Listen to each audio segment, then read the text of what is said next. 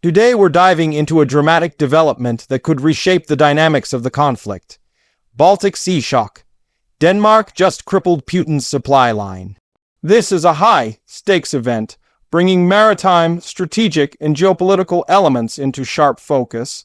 In this video, we'll unpack exactly what happened, how Denmark executed such a move, what it means for Putin's war machine, and how this could ripple across Europe and beyond. The Baltic Sea has long been a theater of strategic importance. While much attention is paid to land battles, disrupting supply lines at sea can deliver crippling blows. If Denmark has indeed managed to severely hamper Russian logistics, the consequences could cascade through Russia's ability to sustain operations, particularly in regions where overland routes are stretched or contested. Denmark's position is geographically pivotal. It anchors access to the Baltic Sea for NATO members and controls key choke points. For decades, Copenhagen has invested in maritime surveillance, naval capabilities, and intelligence cooperation with its allies. But doing something that inflicts tangible damage on Russia's supply chains, especially in wartime, requires precision, intelligence, risk appetite, and coordination. So, what exactly did Denmark do? Available reports indicate that Denmark, working alongside Allied intelligence, executed operations targeting Russian maritime supply routes, including monitoring, intercepting, and potentially disabling certain logistical vessels, the goal to choke off the flow of material, fuel, ammunition, spare parts that Russia needs to maintain its offensive capacity in Ukraine and elsewhere. Let's step through the mechanics. First, intelligence holes had to be filled. Denmark and its allies presumably tracked shipping manifests, EYE's automatic identification system, data, satellite imagery, and signals intelligence to identify Russian supply ships and their routes. Once identified, specific vessels became targets for interdiction, surveillance, or disabling actions. Second, the naval and maritime enforcement capability had to be ready. Denmark's navy, coastal patrol units, underwater drones, and maritime special forces likely formed the toolkit. Mines, electronic warfare, interceptors, and perhaps sabotage missions could all play roles. These are dangerous actions, but the strategic upside is immense. Delay or deny Russian resupply. Third, coordination with other nations and maritime agencies would be essential. In a sea as crowded and politically sensitive as the Baltic, Danish operations would need deconfliction with NATO allies, air and naval reconnaissance support, and legal cover to avoid escalation beyond control. Fourth, follow-up actions, tracking, assessment, and reinforcement are crucial. Once a supply ship is damaged or intercepted, intelligence must verify the impact, cargo lost, whether the vessel is out of action, delays incurred. They must also anticipate Russian countermeasures, rerouting through safer but longer corridors, increasing escort or security, or even retaliatory action. The effect on Russian supply lines can be profound.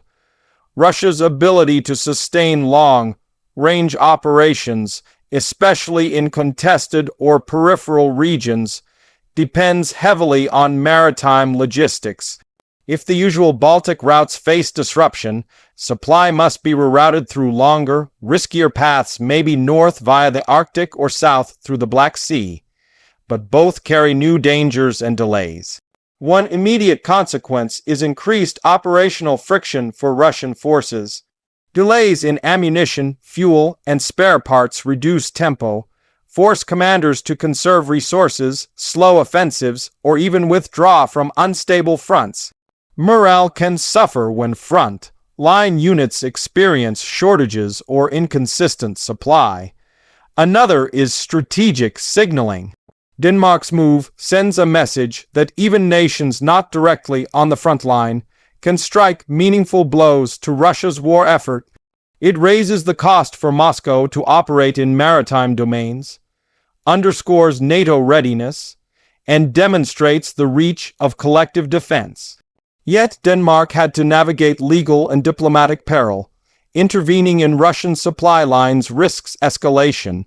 Copenhagen would need legal justification, perhaps under Allied defense agreements, self-defense doctrine, or treaty obligations. They'd have to avoid actions that provoke broader conflict or give Moscow pretext to retaliate against Danish or NATO assets. It's possible that some operations were designed to stay just under absolute overt conflict threshold, covert sabotage, cyber interventions, or electronic interference that disable systems rather than provoke full naval battles. Russia won't sit idle. One typical response is to shift supply routes or methods. They might increase reliance on overland corridors, especially through friendly territories, or develop new sea routes in safer waters. They may also beef up escort fleets, ship defenses, or deploy anti-interdiction measures like mines, defensive weapons, or jamming. Russia might retaliate in Baltic waters, targeting Danish maritime assets or installations, or engage in intensified submarine activity, harassment of commercial shipping, or cyber attacks. They could also seek diplomatic retaliation, sanctions, or information warfare to delegitimize Denmark's actions. From NATO's vantage point, this opens both opportunities and challenges. A bold move like Denmark's can galvanize allies to act more aggressively in maritime interdiction, strengthen joint naval operations, and coordinate better intelligence and assets. But it also raises the stakes. Russia may escalate, test NATO's thresholds, or flirt with broader conflict. On the other hand, such actions must be calibrated carefully. Escalation risks maritime accidents or unintended confrontations. Ensuring proportional responses, deconfliction mechanisms, and transparent chains of command is essential. The balance between strategic effect and avoiding miscalculation is delicate. In Europe, the political fallout matters. Denmark may receive praise and support from nations wishing to assist Ukraine indirectly but substantially. Some countries might follow suit or seek to bolster maritime interdiction capabilities. It can shift the war narrative to include sea domains more prominently. Conversely, Russia and its allies may decry Denmark's actions as aggressive or unlawful, seeking to rally diplomatic or media condemnation. Some non-aligned states may view Denmark's move as destabilizing. Copenhagen must handle the narrative, framing such actions as defensive, collaborative with allies, and necessary to stop aggression. Longer term, this could influence how wars are waged in 21st century Europe. Control of maritime supply routes may become more contested battlegrounds. States with strong navies, intelligence, and readiness may carry outsized influence, even if they do not deploy troops on front lines. Denmark's role as a relatively small country wielding strategic geography could grow in prominence. It also challenges Russia's assumptions. Moscow may have counted on certain sea lanes being relatively secure. Now they'll have to reassess vulnerability. Russian naval and maritime logistics doctrine might shift, investing more in protection, redundancy, and strategic concealment. They may stage more defensive postures at naval choke points or increase surveillance around supply routes. For Ukraine, the impact is potentially significant. If Russian resupply gets choked, their ability to sustain pressure on multiple fronts, Donbas, Kherson, or southern coastal regions, can weaken. That gives defenders breathing space, ability to launch counteroffensives, reorganize reserves, and exploit Russian logistical stress points. But there's a cautionary side. Russia may retaliate elsewhere, targeting NATO supply lines, striking civilian maritime infrastructure, or escalating in other theaters to divert attention. Europe and NATO must be vigilant, prepared diplomatically and militarily to contain wider spillover. In assessing Denmark's success, it's crucial to watch real metrics. How many supply ships delayed or disabled, how much cargo lost, how long rerouted delays are, and whether Russian forces cited as constraining. Also watching Russian counters new routes, defensive bill, doubts, or even direct reprisals. Furthermore, media and intelligence claims must be verified independently. In wartime, narratives often exaggerate successes. Verification through satellite imagery, shipping data, open-source intelligence, and third-party observers will reveal the true scale of damage. Another dimension, economic and energy logistics. Some supplies might be dual-use or civilian in appearance. Disrupting maritime logistics can affect commercial shipping, insurance rates, rerouting costs, and coastal economies. Denmark and allies must manage collateral impact ensuring civilian shipping isn't unduly harmed, that neutrality laws are respected, and that regional trade doesn't suffer catastrophe. Also, Denmark's political domestic calculus matters. Bold military interventions carry risk. The Danish government must balance public support, coalition stability, and the risk of escalation.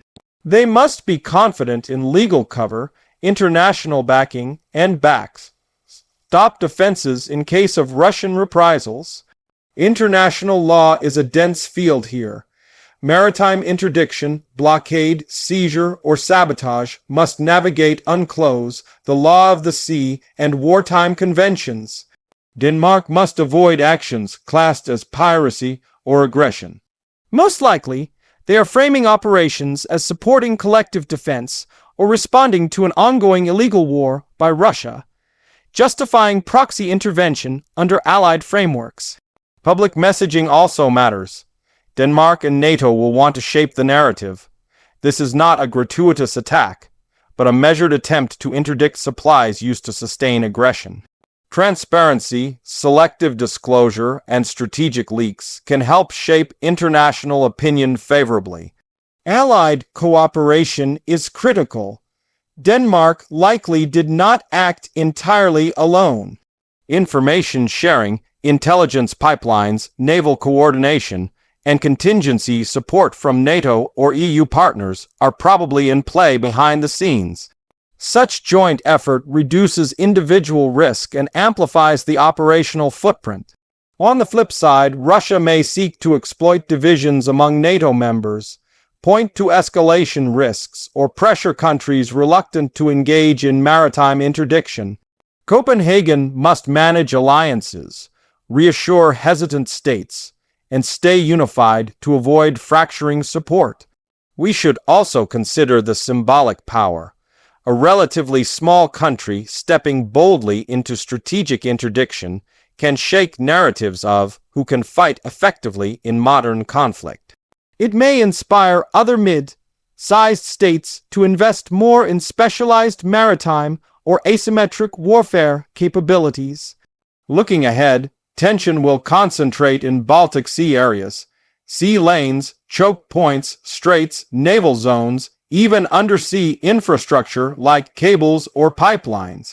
Denmark and allies may intensify patrols, intelligence gathering, and rapid reaction capacity to exploit further opportunities or counter Russian moves.